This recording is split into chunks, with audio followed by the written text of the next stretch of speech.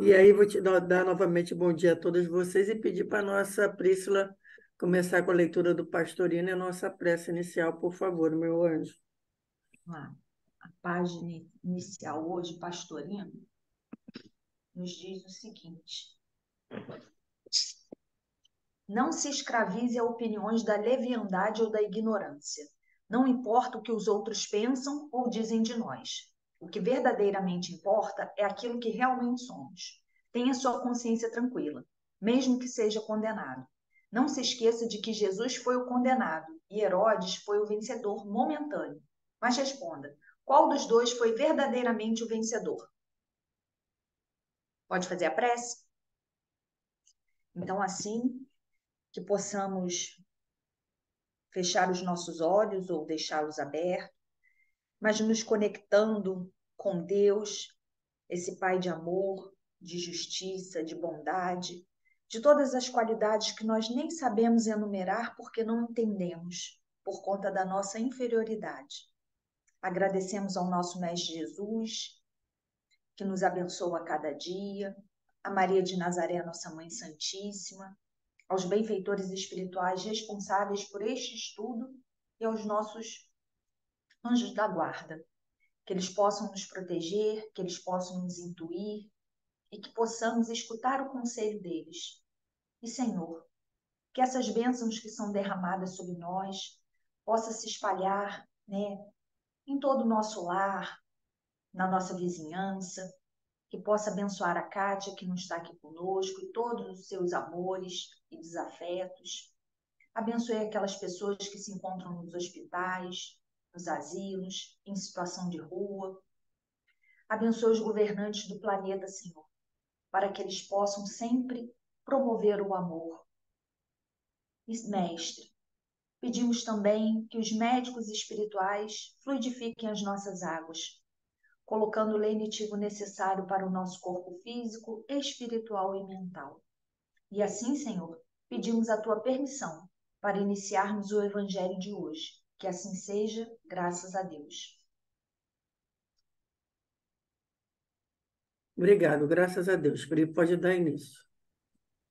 Hoje é o início, né? Mateus 1, do 1 ao 17, que fala da genealogia de Jesus Cristo.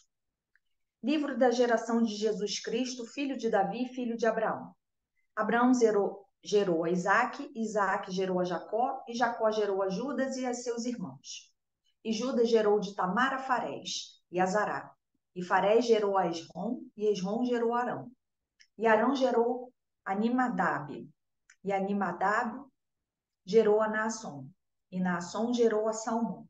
E Salmão gerou de Racabe a Boaz. E Boaz gerou de Rute a Obed. E Obed gerou a Jessé.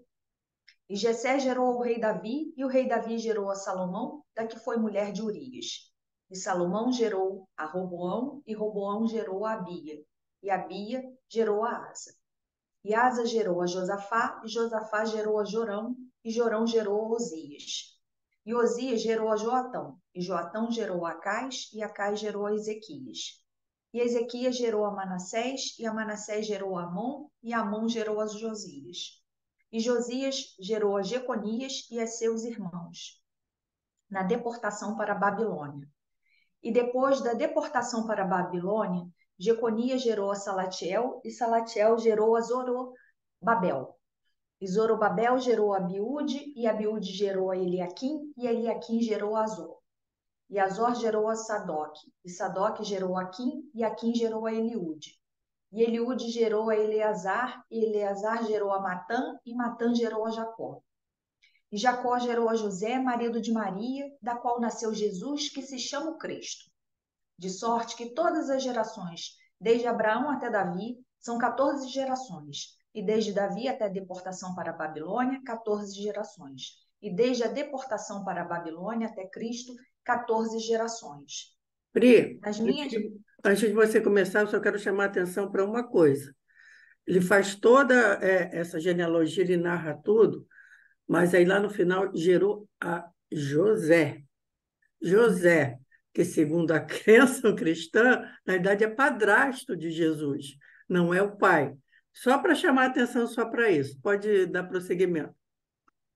Nas minhas pesquisas não achei Emmanuel, né? O É que o eu pai achei biológico, né, Cris? É o pai biológico. É o pai biológico. Não, a segunda tradição cristã, ela foi gerada virgem, ela foi gerada virgem.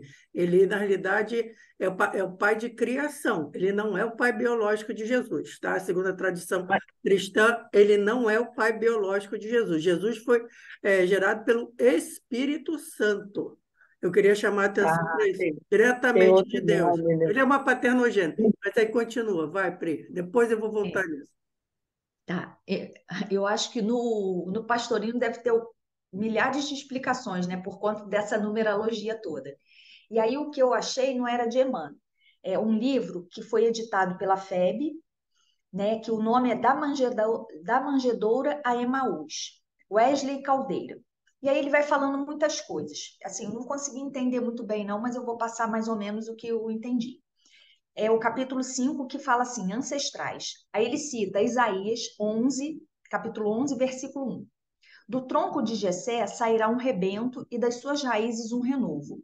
Repousará sobre ele o espírito do Senhor, o espírito de sabedoria e entendimento, o espírito do conselho e de fortaleza, o espírito de conhecimento e de temor do Senhor. Aí ele vai fazendo uns comentários, ele pega algumas referências, aí ele começa assim: quando descia o Monte Tabor, após a transfiguração, os apóstolos perguntaram a Jesus por que os escribas diziam que primeiro teria que vir Elias. Aí ele vai falando, né? A indagação surge inspirada na aparição de Elias pouco antes junto a Moisés. E Jesus responde: certamente Elias terá de vir para restaurar tudo. Aí um estudioso, um pesquisador alemão chamado Joaquim Jeremias, esclareceu que o profeta Elias deveria anteceder ao Messias para pôr em ordem o povo e restaurar em Israel a linhagem dos descendentes de Abraão. A função de Elias seria declarar a pureza ou impureza genealógica das famílias, afastando aquelas que erroneamente foram declaradas legítimas. Somente as famílias israelitas puras poderiam ter certeza de participar da salvação messiânica, pois só a elas o mérito da legitimidade da origem ajudaria.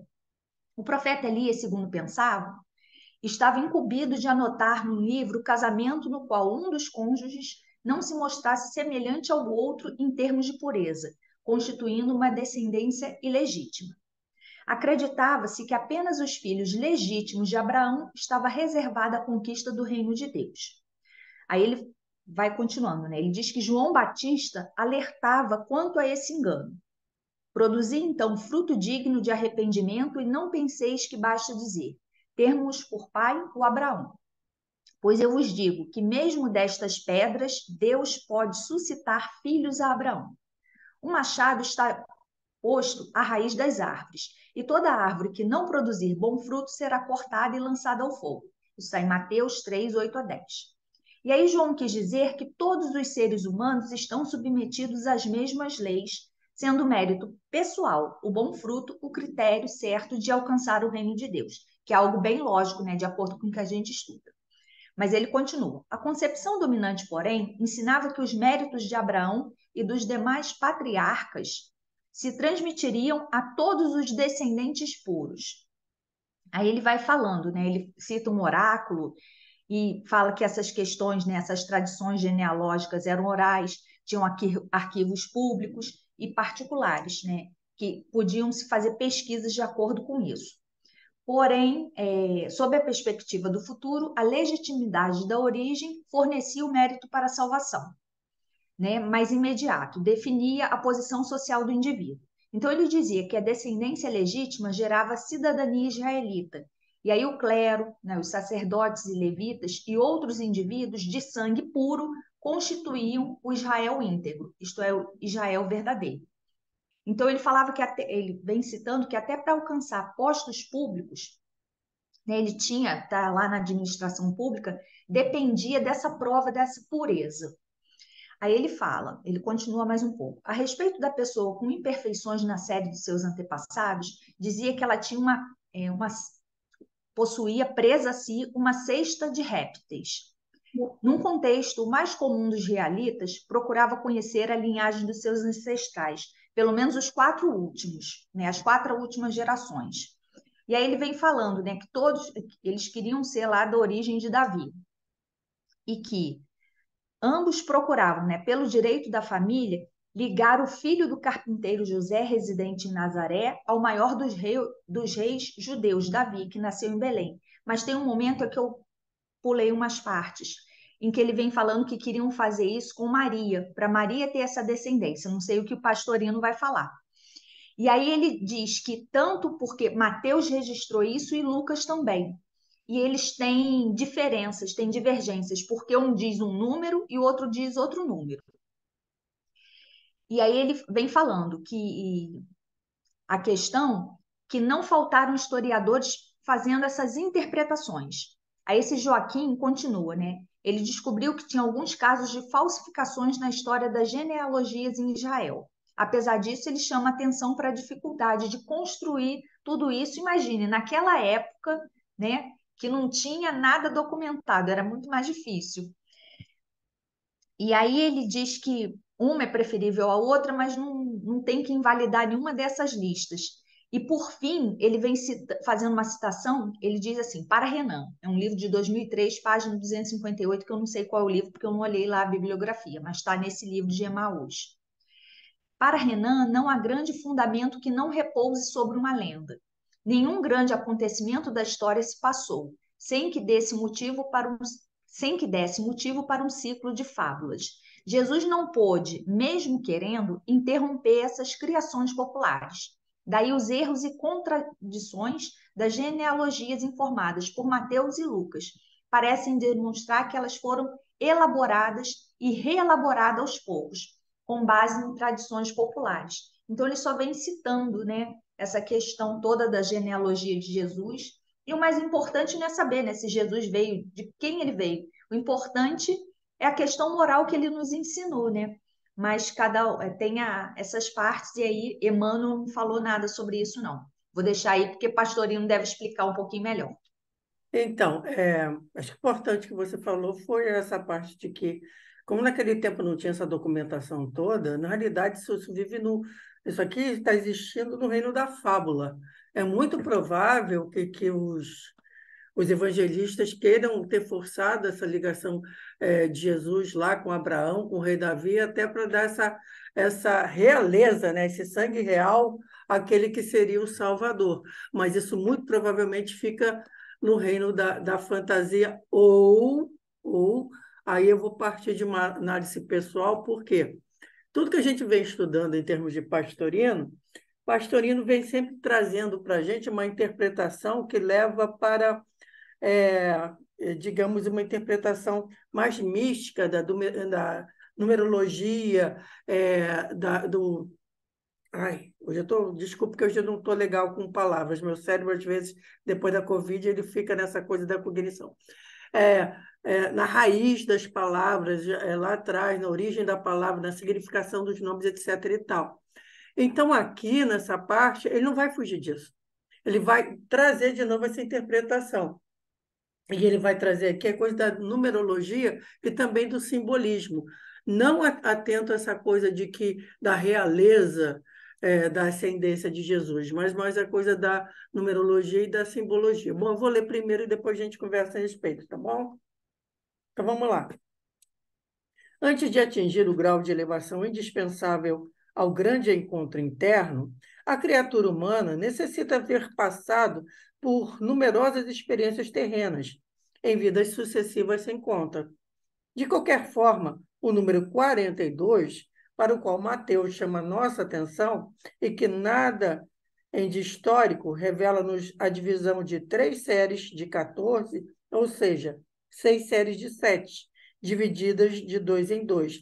Ele vai para os números. Ele nem se liga tanto no nome dos ascendentes, mas ele vai para a divisão em números. Podemos interpretar como a evolução, depois que atingimos o reino hominal, dos 2 primeiros graus, o grau do corpo físico e do pretérico, em 7 períodos de cada um. Dos 2 segundos graus do corpo astral ou de emoções e intelectos, cada um com 7 períodos. E dos 2 terceiros graus, corpo mental e causal, com 7 períodos cada um.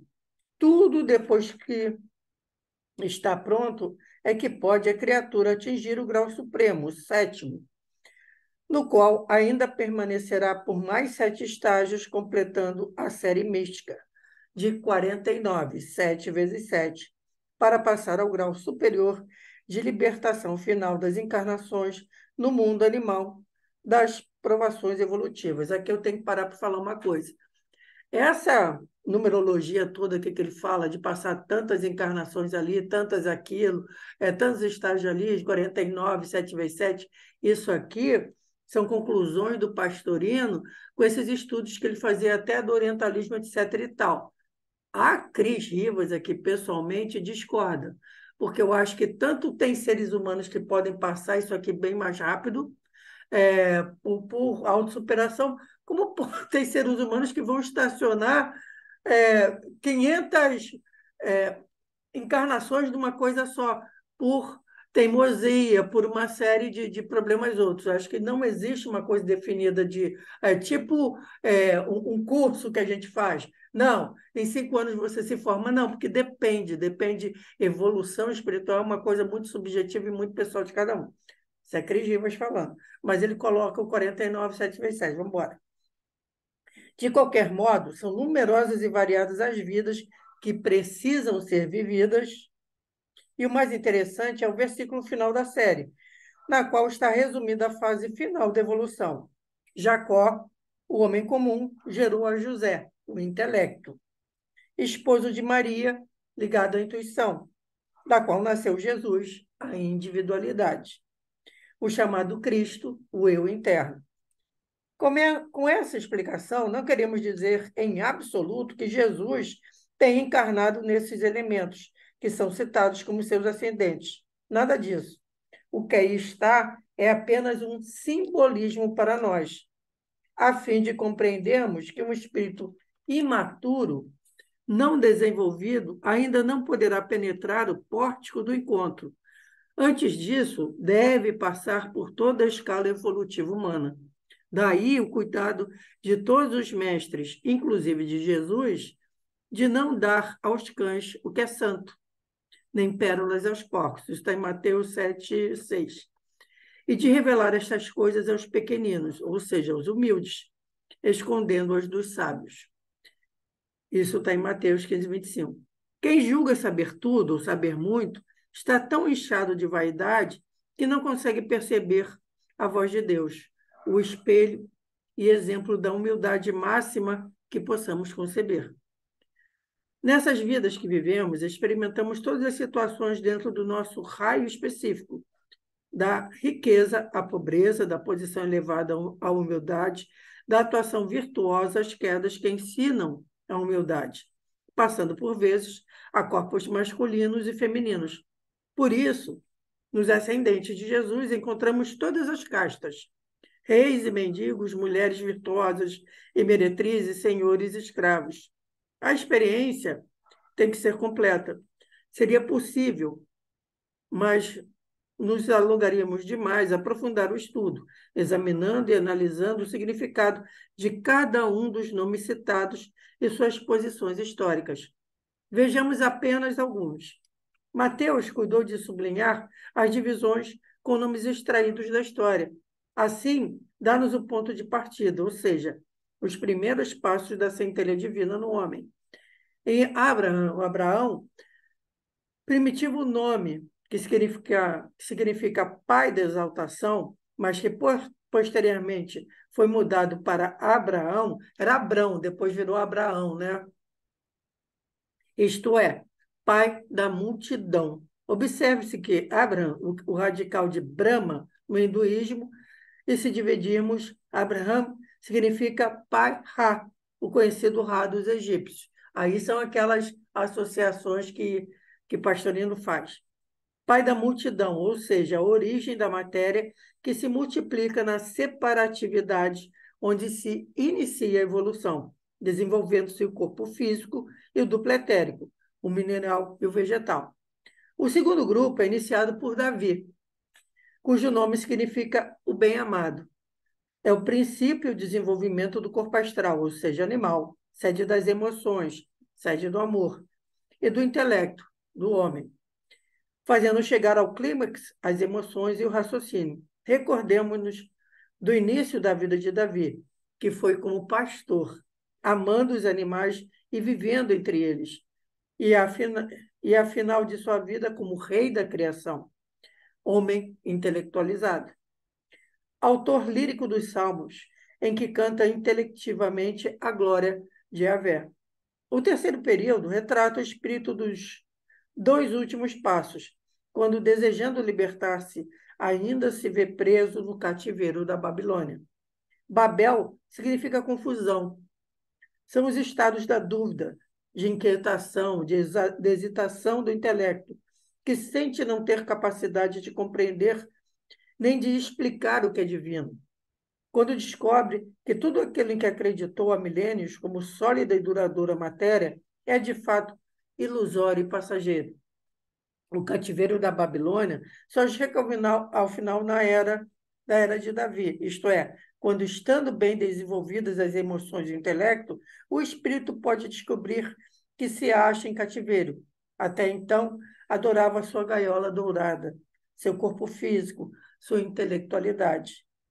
Mas, feita essa descoberta fundamental, passa a sentir a prisão e a querer libertar-se dela.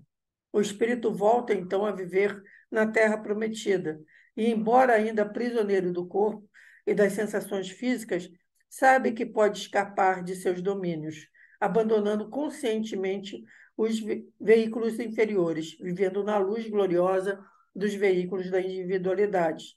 Começa aí sua preparação mais minuciosa para o encontro e a libertação final. Atingido esse grau, a mente e o corpo causal, que é o sexto, já estará a criatura apta para o passo definitivo, para o nascimento de Jesus, o chamado Cristo, podendo dizer finalmente: eu e o Pai somos um. Aqui nessa parte eu achei uma coisa assim muito, muito, muito importante e significativa, até para o momento que a gente está vivendo, que ele coloca assim: mas feita essa descoberta fundamental, passa a sentir a prisão e a querer libertar-se dela. O espírito volta, então, a viver na terra prometida. Então, quando eu li isso aqui, eu pensei, meu Deus, essa guerra toda acontecendo lá, porque Israel está conquistando a sua terra prometida física. Quando aqui, Pastorino está colocando essa terra prometida como um lugar espiritual, como uma trajetória espiritual, como um estado de elevação espiritual, porque a terra prometida como sendo o quê? O lugar abençoado de encontro com Deus. Olha como seria tudo diferente se toda a humanidade tivesse uma visão desse tipo. Acabou guerra. Acabou guerra. Que a Terra Prometida não é mais um lugar a ser conquistado externamente, mas ser semeado dentro de si. Eu achei assim, bem interessante tudo que ele falou, embora discordando dessa coisa de números exatos, mas em termos de trajetória, de novo, aquele simbolismo todo da prisão em Babel como sendo confusão, do desenvolvimento, achei, como sempre, maravilhoso. O que vocês acham?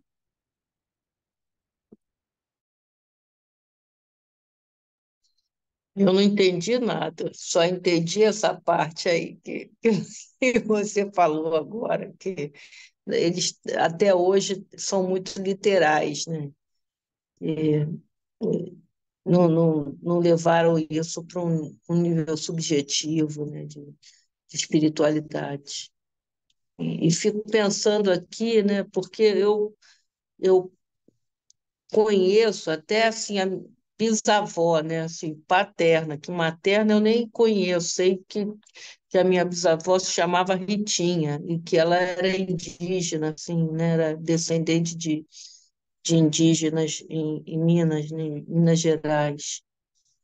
E, e tanta coisa assim, esse passado, do passado, do passado, do passado, do passado, que é tão importante, que consta até essa genealogia de Jesus, né? Eu acho que é para dizer, olha só, a gente teve isso, agora houve uma evolução, né? Chegamos até aqui agora, chegamos no Cristo, né? E é o que vai acontecer com a gente, mas não vai demorar só 14, ou 48, ou 49 gerações, vai demorar uns bilhões de anos. Isso que é Sim, importante, né?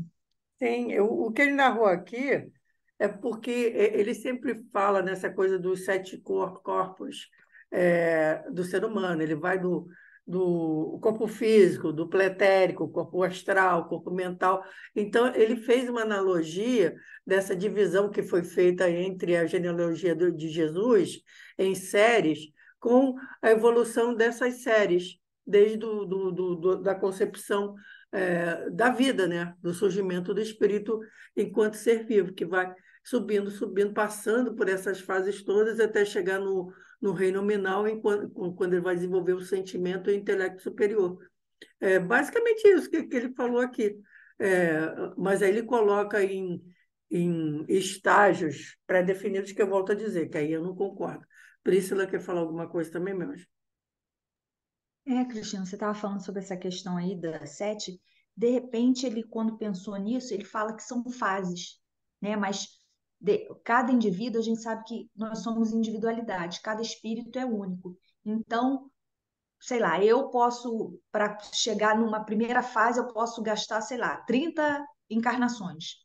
A uma outra pessoa gasta 20, a outra gasta só 3, a outra gasta 50, a outra gasta 100. Acho que a questão era essa, né? São fases, né, que você tem que subir como se fossem séries escolares, né? Sim, Uns conseguem, né, passar no terceiro bimestre, já tem pontuação para conseguir passar. Outros têm que ir para a recuperação, vai para a segunda recuperação. Outros não conseguem nem na segunda recuperação. Faz um ano, faz outro, né? Eu sim. acho que era isso. Sim, e aqui também chamou minha atenção para isso, porque entre a gente, quando a gente entra no reino nominal, a gente está muito mais perto da animalidade do que essa humanidade, porque Jesus é o nosso exemplo de humanidade. É ali a humanidade que nós temos que atingir para sermos verdadeiros seres humanos nesse planeta. Ali é o auge do ser humano nesse planeta, que eu tenho certeza que a humanidade continua evoluindo em outros planetas. Mas quando a gente para se autoanalisar, analisar as pessoas à nossa volta, a gente vê o quanto a gente está muito, muito, muito mais perto da animalidade. A gente ainda está brigando pelo pedaço de carne. A gente ainda está fazendo xixi nas árvores para delimitar nosso território. Nós ainda somos muito mais bicho do que esse ser humano desprendido que era Jesus, que nada tinha de material, que andava por aí só pregando amor e curando as pessoas. Falta demais para nós. E quem dera a gente pudesse, pelo menos, ter essa consciência, para ter essa humildade de perceber que tão longe a gente ainda está do, do significado pleno do que é a humanidade. Se a gente tivesse essa humildade de perceber o quanto ainda estamos animalizados e o quanto precisamos nos dominar, que faz parte dessa animalidade também querer dominar o outro, querer submeter o outro e não perceber que somos nós que devemos nos domesticar, nós que devemos abandonar a animalidade. Quanto falta? Mas um passinho de cada vez, né? Ainda vamos para a transição planetária, estamos nela, e como dizem, quando se tornar planeta de regeneração, o mal ainda vai habitar, quer dizer, a animalidade. Eu nem gosto de comparar a animalidade com o mal, porque o animal em si ele não é mal, ele não tem essa noção. Essa coisa da ferocidade mesmo, sobrevivência. Em nós há o mal, porque a gente tem noção. Mas até essa coisa de noção entre bem e mal também é relativa. Eu acho que é relativa ao nosso grau evolutivo. Porque acho que às vezes a gente até está fazendo mal, achando que está fazendo um bem maravilhoso, porque na nossa noção evolutiva, algo que pode ser um bem continua sendo mal por causa do estágio em que nós estamos. Mas, poxa, quem dera que a gente pudesse reconhecer isso. Apenas isso, que ainda somos muito animais e que precisamos nos domesticar. Bom, alguém mais quer falar alguma coisa, meus amores? Pode falar, Mercedes. É, aí em Mateus está dizendo que José era pai de Jesus. Sim, Então era mesmo, porque pai biológico, né? Há Era mesmo. controvérsias, Porque meu amor. Deus não vai fazer uma beleza de criação para todos os seres vivos e para uma única pessoa vai fazer de maneira diferente, Vou né? te A falar uma gente tem coisa. que Eu parar acho impossível. não, só porque virgem em hebraico seria sinônimo de moça, de jovem, sabe? Então Maria era virgem porque ela era muito mais moça que José. E parar com isso de dizer que é pecado nascer biologicamente de um pai e de uma mãe e que Jesus não seria digno porque nasceu de uma mulher, né? De uma relação sexual, de, que foi parido por ela e não seria isso que faria Jesus ser indigno, né? E virgem em hebraico, sei lá o que, significa isso, jovem. E ela Mas era bem ninguém mais jovem. mas ninguém está falando que seria indigno. O que eu ia falar é simplesmente o seguinte: ainda mais você, não sei se é você que é de biologia, que a paternogênese existe em várias espécies. Ela é possível. Eu acho que no futuro a paternogênese será. Na humana não existe, não. Não, vou voltar a falar. Eu acho que no futuro a paternogênese será possível para o ser humano também, por uma questão evolutiva, que a única coisa que se precisa é dar o start no óvulo. Porque a função do espermatozoide também, além de carregar a carga genética do pai, é dar o start na divisão do óvulo, certo? Isso aí, minha querida, eu acho que é mega fácil para daqui a uns 50 anos alguém descobrir uma enzima que colocou ali, pum, e faz isso. Então, eu acho que isso seria possível. E se mantém isso, porque aquela história, vamos ter essa coisa da tradição, respeitar a tradição cristã, que isso para o católico, para o cristão, isso é muito importante, a questão da paternogênese, que Jesus é concebido com Maria Virgem, por quê? Virgem no sentido de sem pecado, entendeu? E aí a gente vai de novo para a tradição cristã do tal do pecado da carne. Não sou eu que vou dizer nada, eu só sei que seria possível, seria. Não vou questionar se foi ou não foi, mas que seria possível, pelo amor de Deus. Nossa Senhora fez o sol passear no céu, que seria para Deus fazer uma paternogênese, entendeu? A coisa mais simples do mundo, meu amor. Aí eu até Não. brinco. Dá tão certo assim, dá tão certo. A diversidade é tão grande, essa diversidade nos protege, né, nos torna únicos. Para que vai fazer partenogênese com uma única pessoa? Isso aí é uma grande mentira da Não, Igreja olha só, Católica. eu estava vendo o estudo, acho que da BBC, estava estudando, como é que eles chamam, o estranho cromossomo Y, que é uma parte, sabia que a maior parte do cromossomo Y é lixo genético?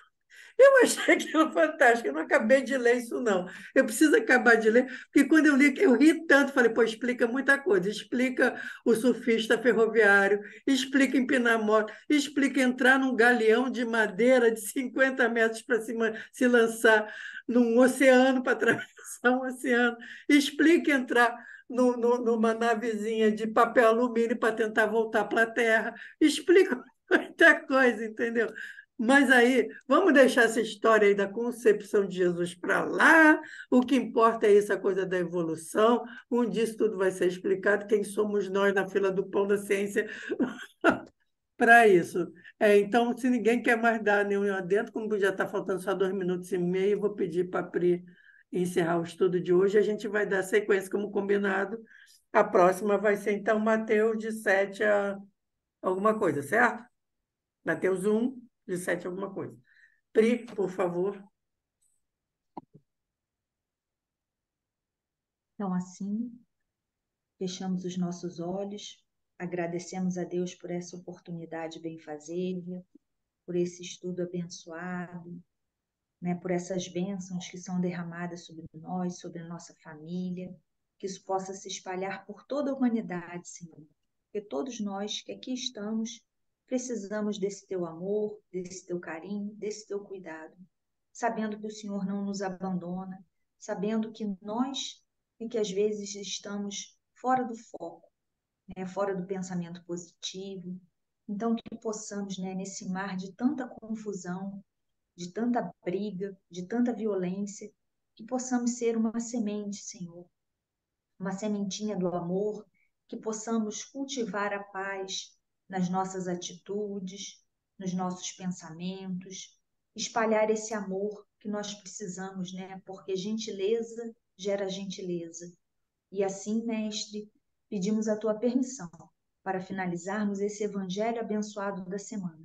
Que assim seja, graças a Deus.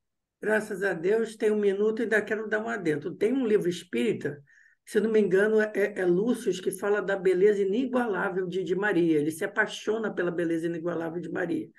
E as pessoas falam também, durante vários outros livros e narrativa, da beleza inigualável de Jesus. Aí a paternogênese, para mim, faz sentido, porque ele teria herdado só o gen de Maria, então ele teria herdado toda a beleza de Maria. A Laú está arrancando o cabelo, porque eu não gosto de milagre. Esse negócio de ir contra a ciência deixa ela doida. Pode falar, Janete. Mas você tem que desmutar, que você está mutada. Você está mutada. Liga teu som, Janete. Você está sem som, Janete. Ela não está ouvindo. Janete, meu amor, você está sem Nós som. não estamos te ouvindo, Janete. Você está sem som, Você está quero sem te som. ouvir, mulher. Meu amor, você está sem som. Som, você está sem som.